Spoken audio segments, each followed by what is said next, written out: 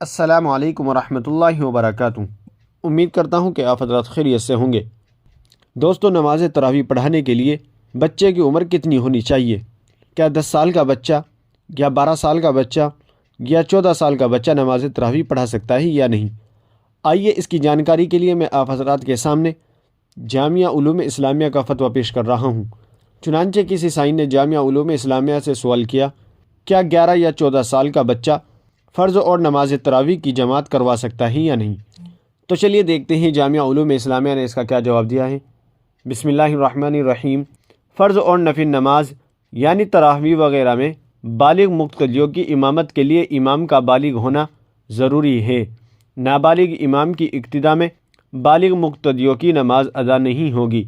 ہاں، نابالغ لڑکا اپنے جیسے نابالغ بچوں کی امامت کر لے تو اس میں مضائقہ نہیں۔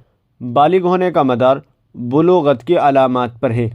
اگر علامات ظاہر ہو جائے تو وہ امامت کر سکتا ہے۔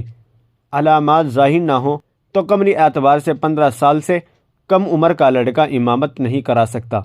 فقہاء اکرام نے لکھا ہے کہ لڑکے میں کم سے کم 12 سال کی عمر میں بلوغت کی علامات معتبر ہے، اس سے پہلے نہیں۔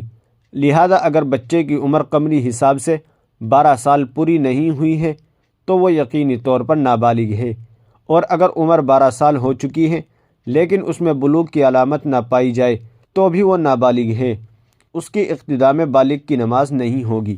فقط واللہ عالم۔ دارالفتہ جامعہ علوم اسلامیہ، علامہ محمد یوسف بن نوری، ٹاؤن۔ ناظرین، امید ہے کہ مسئلہ آپ کی سمجھ میں آ گیا ہوگا۔ ویڈیو کو زیادہ سے زیادہ شیئر کر دیجیے گا اور ہمارے چینل کو سبسکرائب کرنا نہ بھولیے گا۔ تو چلیے پھر ملتے ہیں کسی دوسری ویڈیو میں۔ السلام علیکم ورحمۃ اللہ وبرکاتہ۔